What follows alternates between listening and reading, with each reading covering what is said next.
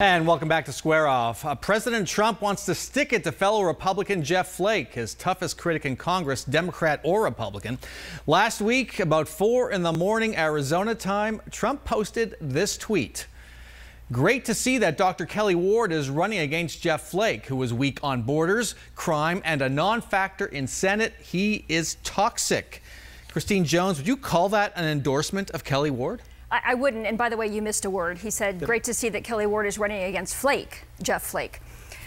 Oh, I think that was intentional. A nuance, yes. Yes. That he thinks that name is descriptive. No, I would not read too much into that tweet. I would consider that kicking Jeff Flake and not necessarily endorsing Kelli Ward. In fact, I would go so far as to say that nobody who is in the race today will be endorsed by this White House. Nobody will be endorsed by this White House. Nobody who's in the race today. Based on reporting over the past week, it seems the White House is flailing in finding somebody to take on Jeff Flake. Chris?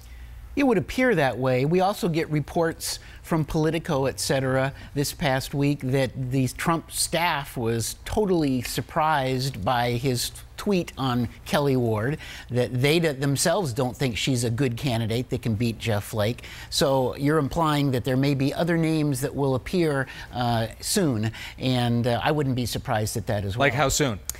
Well, I think if they could, again, speculating, I have no inside information on this, but just reading the tea leaves, my sense is if they could get Jeff DeWitt, the state treasurer, to get in and do it by Tuesday, that there could be an endorsement at the rally on Tuesday. But I don't think that is going to happen, is my sense. So I think there's still a potential that the White House will endorse somebody. I don't think the staff know who that is. I think they would like to find somebody to endorse. They just don't know the name of that person yet. I did speak to Jeff DeWitt last week, and he was pretty much a no. I will say this, though. Kelli Ward and Donald Trump are a perfect match, made in heaven.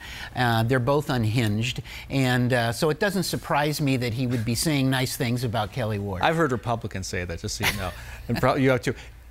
Question for you. If the election were held today, given the state of the Republican Party here and Trump's relative popularity, would Kelli Ward win a primary against Jeff Flake? Yes or no?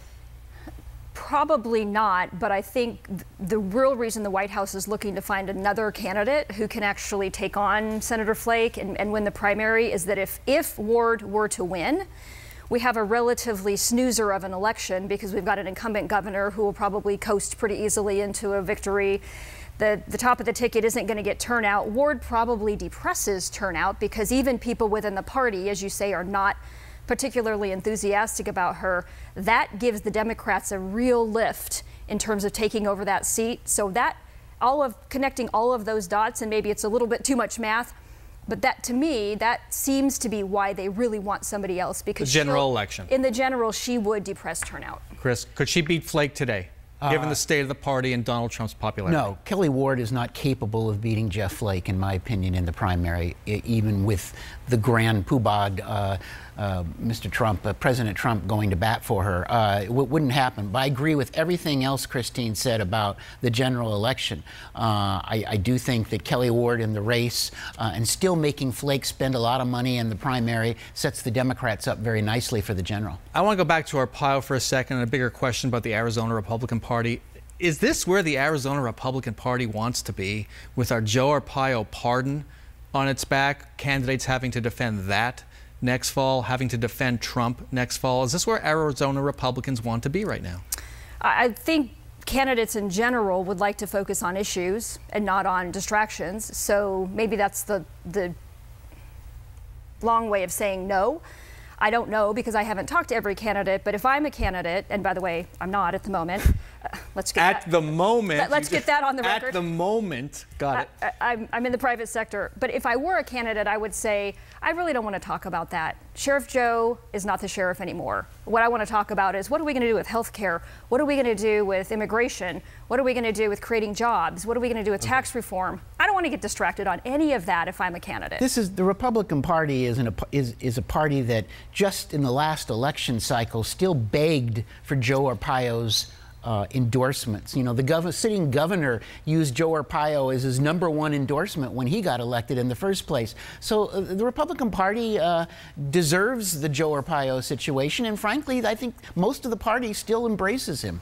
Sad, All right, but that's going to the leave truth. with this, a prediction. We've been talking about the governor. Will Governor Doug Ducey greet Donald Trump on the tarmac or appear with him on stage at this rally? Yes or no? I say absolutely, 100% yes. Yes. Tarmac, probably. He won't be in the convention center. Will Sorry, they- that's a distinction I would agree with. Okay. He'll greet him. I'm wondering if they'll allow photos on the tarmac. Chris Hurston, Christine Jones, great left-right debate. Thank you so much.